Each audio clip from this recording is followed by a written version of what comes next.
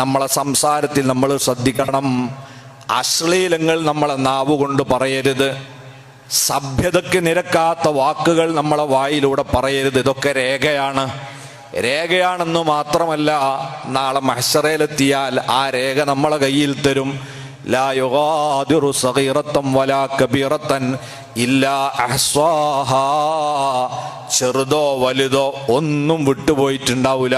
എന്നിട്ട് നമ്മളോട് പറയും, ഇഖ്റ കിതാബക് വകഫാ ബിനഫ്സിക്കൽ യൗമ അലൈക ഹസീബാ. ദാ എൻ്റെ കിതാബ് ദാ വായിക്ക്. നിങ്ങൾ ആലോചിച്ച് നോക്കി, നമ്മളാ പറഞ്ഞ തോന്നിവാസമൊക്കെ നമ്മൾ അവിടുന്ന് വായിക്കുക. ആരും മുമ്പെന്നാ വായിക്കുക? എല്ലാവരെയും മുമ്പെന്ന്. എല്ലാവരും കേൾക്കും. മഹ്ശറയിൽ അങ്ങനെയാണ്. നല്ല സംവിധാനം, മൈക്ക് സംവിധാനമൊക്കെ.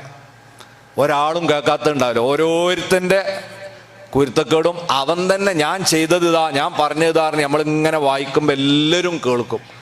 ആ വഷളത്തരം വരാതിരിക്കാൻ നമ്മൾ അത്തരം വഷളൻ വാക്കുകൾ പറയാതിരിക്കുക.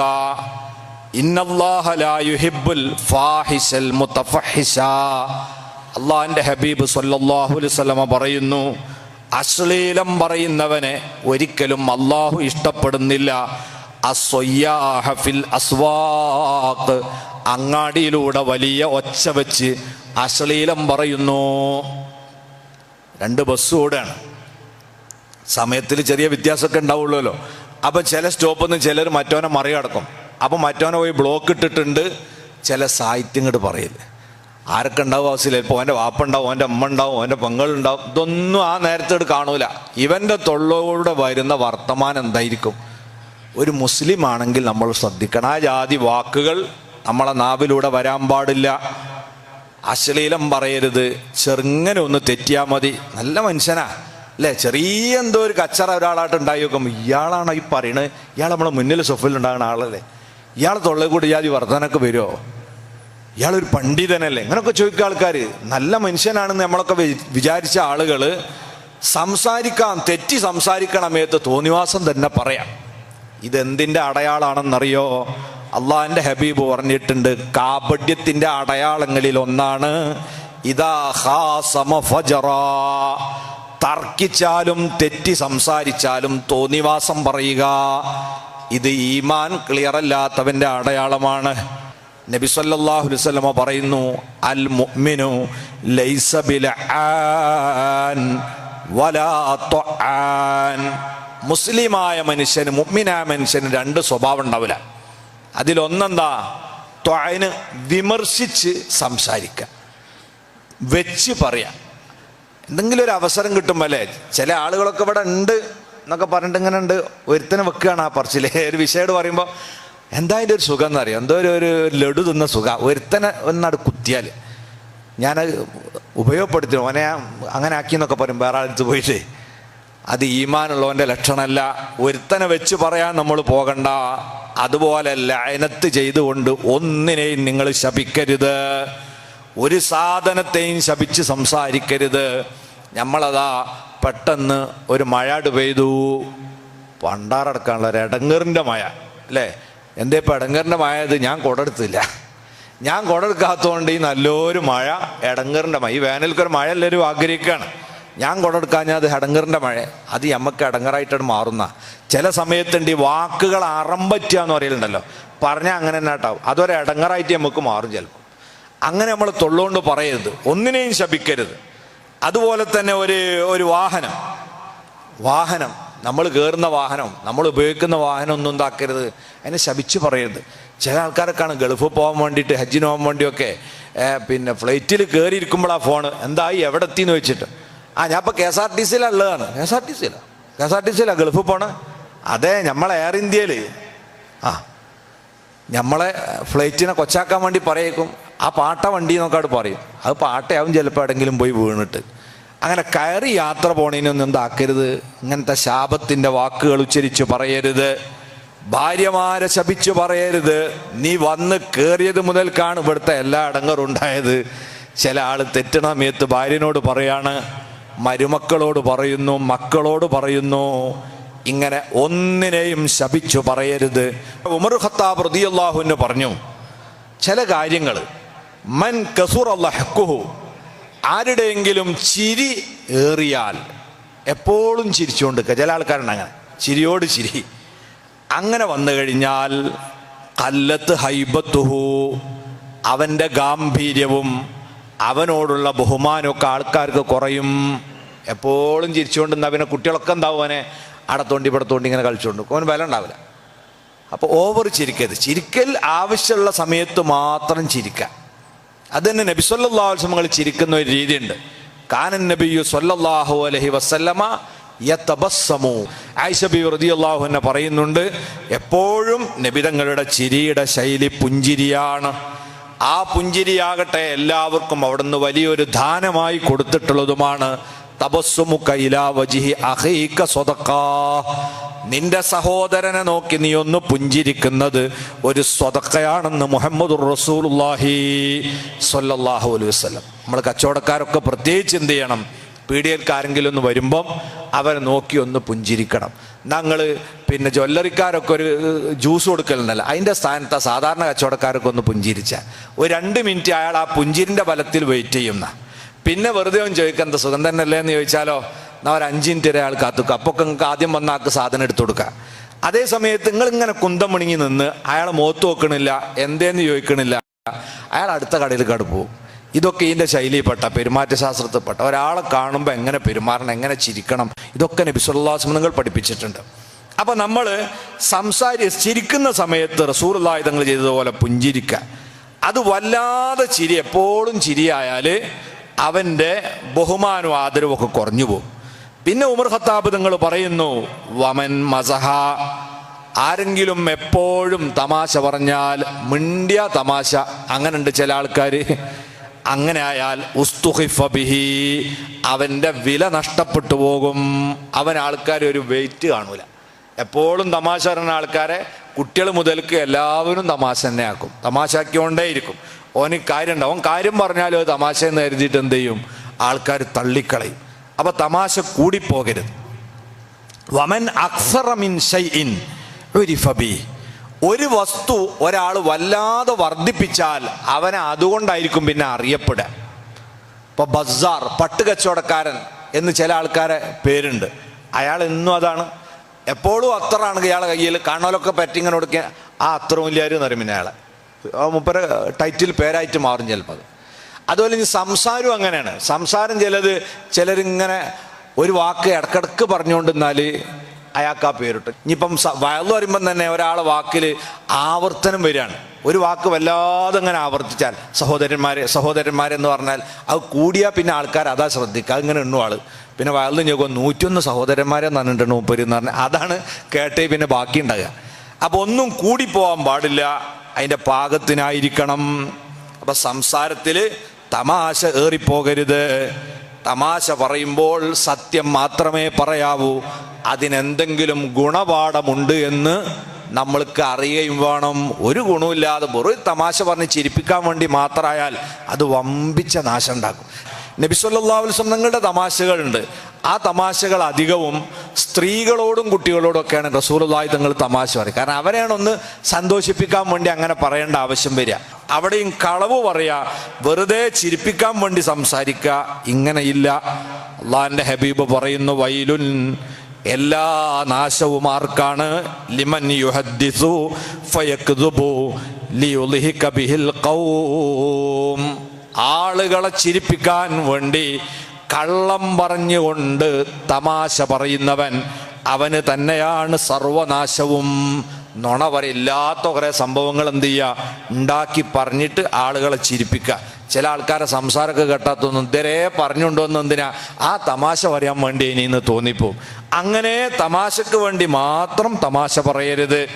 കാര്യം ഗ്രഹിപ്പിക്കാൻ വേണ്ടിയാണ് നമ്മൾ തമാശ പറയേണ്ടത്. യാ അയ്യുഹല്ലദീന ആമനൂ ഇൻ ജാഅകും ഫാസിഖും ബിനബയിൻ ഫതബയ്യനൂ അൻ തുസീബൂ ഖൗമൻ ബിജഹാലത്തിൻ ഫതുസ്ബിഹൂ അലാ മാ ഫഅൽതും നാദിമീൻ. ഓ സത്യവിശ്വാസികളെ, ഒരു കുറ്റവാളിയായ മനുഷ്യൻ നിങ്ങളുടെ മുമ്പിലേക്ക് ഒരു വാർത്തയുമായി വന്നാൽ അത് നിങ്ങൾ ഉദ്ധരിക്കുന്നതിന് മുമ്പ്, മറ്റുള്ളവരോട് പറയുന്നതിന് മുമ്പ് ഫതബയ്യനു, അതിൻ്റെ നിജസ്ഥിതിയെ സംബന്ധിച്ച് നിങ്ങൾ വിശകലനം നടത്തണം, അന്വേഷണം നടത്തണം, സത്യസന്ധത ഉറപ്പുവരുത്തണം. അല്ലെങ്കിൽ എന്താ സംഭവിക്കുക?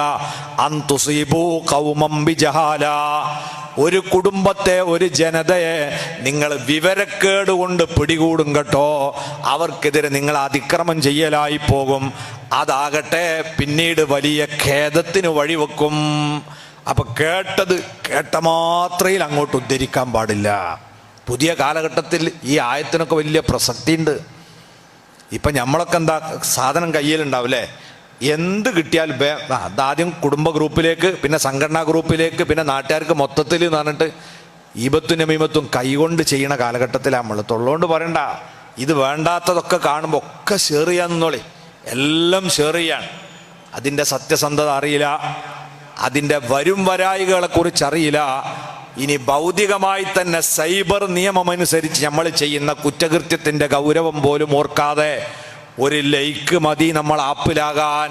നമ്മൾ ഉണ്ടാക്കിയ വാർത്തയല്ല, ആരോ പടച്ചു വിട്ട ഒരു തെറ്റായ വാർത്ത. അത് ദേശവിരുദ്ധമാണ്, വർഗീയത പരത്തുന്നതാണ്. ഇതൊക്കെ കുറെ കണ്ടില്ല കേട്ടില്ല എന്ന് വെക്കുന്നുണ്ട്. വേണമെന്ന് കരുതിയാൽ ഭരണകൂടത്തിന് നമ്മളെ പിടിക്കാം. ഒരിക്കലും മായ്ച്ചു കളയാൻ പറ്റാത്ത ഒരു കുറ്റകൃത്യമാണ് സൈബർ കുറ്റകൃത്യം. വേറെ ഏത് തിന്മയും നമുക്ക് ചിലപ്പോൾ സാക്ഷികളെ വശീകരിച്ച് പണമിറക്കിയൊക്കെ നമുക്ക് രക്ഷപ്പെടാം. സൈബർ കുറ്റത്തിൽ നിന്ന് രക്ഷപ്പെടാൻ ഒരു വഴിയില്ല. കാരണം അതിന് സാക്ഷികൾ ആവശ്യമില്ല, ഡിജിറ്റൽ രേഖയാണ്. അത് അവിടെ ഉണ്ടാവും, അത് മായ്ച്ചാൽ മായില്ല. അപ്പം അതുകൊണ്ട് ഈ കേൾക്കുമ്പോഴേക്ക് ഷെയർ ചെയ്യാൻ നിൽക്കരുത്.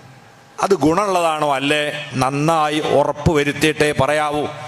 ഈ കണ്ടതും കേട്ടതും ഒക്കെ പറയേണ്ടടുത്ത് പറയാതിരിക്കുക, ഇതൊക്കെയാണ്. അപ്പോൾ സുക്കൂത്ത് വേണ്ടടുത്ത് സുക്കൂത്ത് വേണം, മിണ്ടാതിരിക്കേണ്ടടുത്ത് മിണ്ടാതിരിക്കണം, പറയേണ്ടടുത്ത് തൊള്ള തുറക്കണം. അങ്ങനെ പറഞ്ഞില്ലെങ്കിൽ അപകടമാണ്. ഇതുപോലെ നമ്മളെ നാവ് നല്ലത് പറയാൻ വേണ്ടി ഉപയോഗിക്കുന്ന കൂട്ടത്തിൽ മറ്റുള്ളവരെ അഭിനന്ദിക്കാനും സന്തോഷം അറിയിക്കാനൊക്കെ നമ്മളെ നാവിനെ ഉപയോഗിക്കണം. അഭിനന്ദിക്കുക എന്നത് നല്ലൊരു നന്മയാണ്. അത് പലതിൻ്റെ പേരിലും ആവാം. അഭിപ്രായങ്ങൾ, ഉദാഹരണത്തിന് ഒരു കമ്മിറ്റി കൂടിയപ്പോൾ ഒരാൾ നല്ലൊരു അഭിപ്രായം പറഞ്ഞു, എന്നാ എന്ത് ചെയ്യണം? നല്ല അഭിപ്രായമാണ് അപ്പോൾ അയാളൊന്ന് അഭിനന്ദിച്ചേക്കണം. ചില ആൾക്കാർ അതിന് മടിക്കും, എന്നിട്ട് എൻ്റെ അഭിപ്രായം ആക്കിയിട്ട് ഞാൻ കൊണ്ടുവരിക. ഓൻ പറഞ്ഞ അഭിപ്രായം ഓൻ്റെ തന്നെയാണ്, അതിന് ഓനെന്ത് ചെയ്യുക, ഒരു പ്രോത്സാഹനം കൊടുക്കുക. കാരണം നേതാക്കന്മാർ ഉയർത്തിക്കൊണ്ടുവരല്. ഇതേമാതിരി നല്ല മാർക്ക് വാങ്ങിയൊരു കുട്ടി 100-80 വാങ്ങി, അതിനെ അഭിനന്ദിക്കണം. നമ്മൾ അഭിനന്ദിക്കുന്നതിന് പകരം 20 ഏടെന്ന് വെച്ചിട്ടാണ് അയിമല പിന്നെ ചൊറഞ്ഞൂടെ. അതിനൊക്കെ പഠിപ്പിക്കണ സമയത്ത് രണ്ട് തെങ്ങുന്ത് ചേച്ചാൽ ഇളനീര് വെട്ടി റമളാനിൽ കുടിക്കുന്നൊക്കെ അവിടെ പറഞ്ഞുവിടും. ഇങ്ങനെ പോയതിനല്ല, കിട്ടിയതിന് നമ്മൾ അഭിനന്ദിക്കുക. എന്നാൽ അടുത്ത പരീക്ഷയിൽ ഓനെന്താവും, 100-100 തന്നെ കിട്ടും. ഒരാൾ വീടുണ്ടാക്കി, നല്ലൊരു വീടുണ്ടാക്കി, ചിലപ്പോൾ നമ്മളൊക്കെ കൊണ്ടുപോകും കാണിക്കാൻ. ഒരാൾ ജീവിതത്തിൽ ഏറ്റവും വലിയൊരു സന്തോഷമാണ് നമ്മൾ സ്വന്തമായിട്ടൊരു വീട്. അപ്പോൾ ആ വീടൊക്കെ കാണിക്കാൻ കൊണ്ടായാലും എന്ത് ചെയ്യണം, ഒരു അഭിനന്ദനം പറയാം. അയാളിങ്ങനെ പരിചയപ്പെടുത്താൻ, ഇതിന് എൻജിനീയറൊന്നും ഇല്ല കേട്ടോ, എൻ്റെ പ്ലാൻ തന്നെ എന്നൊക്കെ പറഞ്ഞിട്ടാ പറയാം. ആയിക്കോട്ടെ, ഏതായാലും ഇത്രയും ചെറിയ സ്ഥലത്ത് ഈ സൗകര്യമുള്ളൊരു വീട്, ഇത് ഭയങ്കരം തന്നെ കേട്ടോ, ഉഷാറായിട്ടുണ്ട്, അയാൾക്ക് റാഹത്തായിക്കോട്ടെ. ചില ആൾക്കാർ പുര കൊണ്ടാ എന്താ പറയുക, എടാ അത് ഈ ഡൈനിങ് ഹാൾ തീരെ വലിപ്പം പോരല്ലേ, അടുക്കള വണ്ടിനി അവിടെ അല്ല അപ്പുറത്തേനി, ആ ജനാല കുത്തിയിട്ട് അപ്പുറത്തേക്ക് ആക്കണം, ഇയാൾക്ക് ടെൻഷനാഞ്ഞ് വേറെ എവിടെ പോകണം. ഇങ്ങനെയല്ല നമ്മൾ പറയണ്ട. ഒരു പുരയൊക്കെ കാണിക്കാൻ കൊണ്ടായാൽ അഭിനന്ദിച്ച് സന്തോഷം പറയാം. ചില ആൾക്കാരുണ്ടാവും കുപ്പായം വാങ്ങിയിട്ട്, അല്ലേ, ഈ ചിലർക്ക് ഈ കോഴിക്കോട്ടുകാർക്ക് കോഴിക്കോട്ട് നിന്ന് കുപ്പായം വാങ്ങൂല. ഇവലെടുക്കാൻ പോകുന്ന ഞങ്ങൾ ഓരങ്ങോട്ട് കോട്ടക്കലാണ്, അവിടുന്ന് പേരാമ്പ്രക്ക. ഓരോ നാട്ടുകാരും അങ്ങനെയാണ്, ദൂരം പോയി ഷർട്ട് വാങ്ങിയാലേ ഉഷാറുള്ളൂ. അങ്ങനത്തെ ചെറിയ ടീം നമ്മുടെ ഇടയിലൊക്കെ ഉണ്ട്. നാട്ടുമ്പുറത്തുനിന്ന് വാങ്ങിയാലും മോശമാണ്. എന്നിട്ടോ വലിയ വില കൊടുത്തൊരു കുപ്പായം വാങ്ങിയിട്ട് അങ്ങാടിയിൽ ഇറങ്ങിയിട്ട് എങ്ങനെ ഉണ്ടടാന്ന് വെച്ചു കൂട്ടുകാരനോട്. ഓനൊന്നും ഇങ്ങനെ നോക്കി റോട്ടുമെന്ന് വാങ്ങിയാ ടെൻഷൻ ഇനി പറയാണ്ടോ. ഒന്നാട് സന്തോഷിപ്പിച്ചാളിന്ന്. ഓൻ്റെ സന്തോഷമല്ലേ നമ്മളെ സന്തോഷം. അഭിനന്ദിക്കന്നെ, എനിക്ക് നല്ല ചേർച്ചണ്ടടാ, ഇത് എൻ്റെ സെലക്ഷൻ നന്നായിട്ട്, ഓൻ റാഹത്തേക്കോട്ടെ, ഒരു നല്ല പെരുന്നാളൊക്കെ അല്ലേ. അപ്പം അങ്ങനെ ഒരു അഭിനന്ദിക്കാൻ നമ്മൾ മടിക്കണ്ട, അവരെ സന്തോഷം പറഞ്ഞ് അഭിനന്ദിക്കുക. വീട്ടിൽ ഭാര്യമാരൊക്കെ ആഹാരം ഉണ്ടാക്കിയാൽ ഒന്നങ്ങ് അഭിനന്ദിച്ചാൽ എത്ര സന്തോഷം ഉണ്ടാവും. അതിനൊക്കെ നമുക്ക് പിശുക്ക. ഓലിങ്ങനെ രാവിലെ തൊട്ട് വൈകുന്നേരം വരെ അധ്വാനിച്ചിട്ടല്ലേ ഈ ഭക്ഷണമൊക്കെ ഉണ്ടാക്കണത്. ഓരോരോന്നും ഇങ്ങോട്ട് തോട്ടി കുറ്റങ്ങൾ ഇങ്ങനെ എണ്ണി എണ്ണി പറയാ. ഇത് നന്നായില്ല, അത് നന്നായില്ല, ഇതും നന്നായില്ല. എന്നാൽ വേറെ 12 നന്നായ സൈസ് ഉണ്ടല്ലോ, അത് നന്നായി എന്ന് പറഞ്ഞൂടെ? അതിട്ട് പറയില്ല. നന്നാകാത്ത എന്താന്ന് വെച്ചാൽ ഇങ്ങനെ പറയാണ്.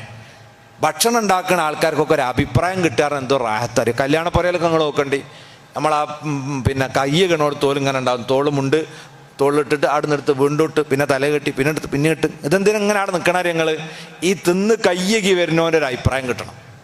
അപ്പോൾ ഒന്ന് പറയാം, ദേ മി ഏട്ടോ ഉഷാറായിട്ടുണ്ട്. അയാൾക്ക് ഇനി കൂലി കിട്ടിയില്ലെങ്കിലും ഭയങ്കര ഒരു സന്തോഷമാണ്. ഇതാണ് ഒരു സാധനം ഉണ്ടാക്കി. ഇതേമാതിരി തന്നെ നമ്മൾ പെണ്ണുങ്ങളും. അതുകൊണ്ടാ പണ്ട് ഭക്ഷണം കഴിച്ചുകൊണ്ടിരിക്കുമ്പോൾ ഒരാൾ ചോദിച്ചില്ലേ, ആരന്ന് കറി ഉണ്ടാക്കിയെന്ന് വെച്ച്. കുറച്ച് ഗൗരവത്തിലായി ചോദിച്ച്.